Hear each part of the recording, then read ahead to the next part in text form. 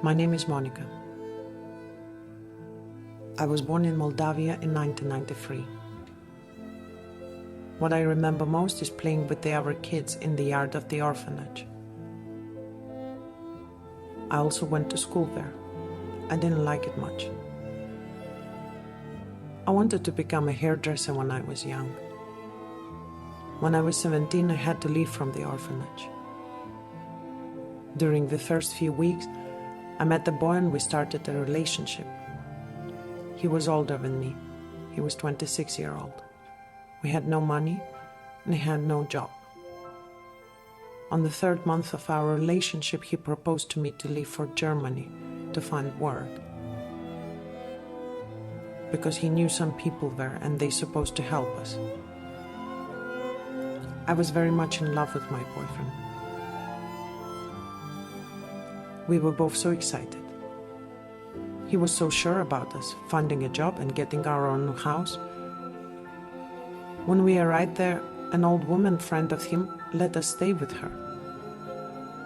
My boyfriend was searching for a job, and I was cleaning houses with her sometimes. Later, she sent us at her son-in-law's house because it was closer to the center. A lot of family members of his and also girls who were prostitutes were living in the same building. We couldn't find work, and he was becoming more and more aggressive with us. One day, my boyfriend had a fight with him to protect me. The guy said to my boyfriend that if we don't find a job soon, to pay for the rent and the food, I had to sleep with men until we find a job.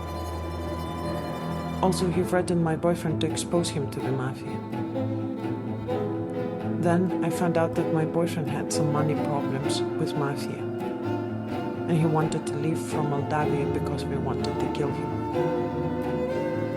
A week after, I woke up locked in the apartment, and my boyfriend was missing. My bag, my phone, and my papers were missing too. A bit later, the old woman with her son-in-law and a friend of him came there and they asked me to talk. They told me that mafia found out about my boyfriend and he had to leave from Germany to hide. He asked 500 euros from the guy to pay his ticket, and he left me behind to work as a whore until I pay him back 3,000 euros for accommodation and his ticket money. I reacted. I asked for my stuff to leave.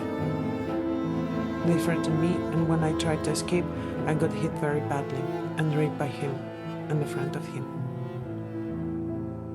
Afterwards, they kept me locked in the room during the day, and he started to bring his friends at night. They were hitting me and raping me every night. That was entry to the human trafficking.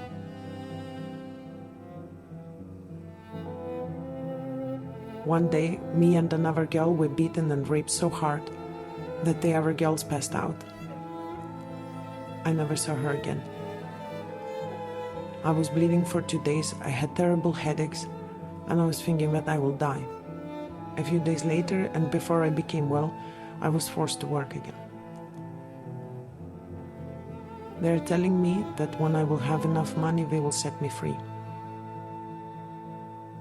Always someone keeps an eye on how long we spend with the client.